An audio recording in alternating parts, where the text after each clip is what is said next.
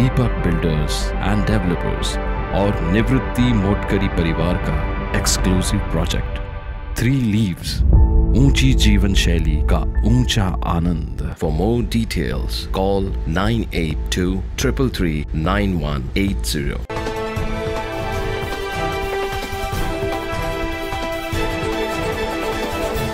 नवीन नाशिकमधील रायगड चौक शिवनेरी गार्डन परिसरात गढूळ पाण्याच्या तक्रारी वाढत आहेत। यामुळे रोगाचा प्रसार अधिक होत आहे।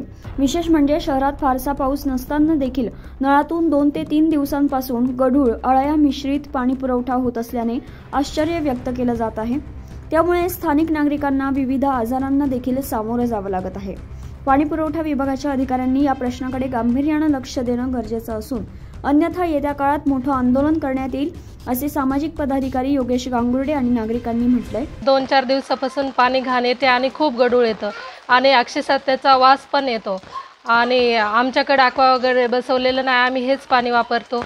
आम्हाला आजारी होण्याची भीती वाटते, त्याच्यामुळे आमचं तुम्ही ऐकावं आणि थोडंसं निर्णय घ्यावा। पाणी घाण्याचे ते कंप्लेंट केली तरी काही पर्याय झाला नाही। आता ही दुसरी वेळेस आहे, तर घाण पाणी येण्याऐवजी आम्हाला स्वच्छ पाणी येणं हे गरजेचं आहे। असं किड्यासारखं आळ्यासारखं जंतू, ते मातीसारखं गढूळ पाणी, याचे प्रॉब्लेम 2-3 दिवसापासून चालू आहे। सारखं तेच पाणी, ते शेवाळ्याचं एकदम असं कणकणमध्ये शेवाळं येतं।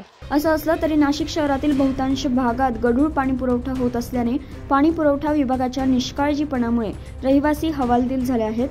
मात्र आता पाणी पुरवठा विभाग याकडे लक्ष देणार का हे बघणं महत्त्वाचं ठरणार आहे। 9 न्यूज महाराष्ट्रासाठी प्रतिनिधी नितीन चव्हाण, नाशिक।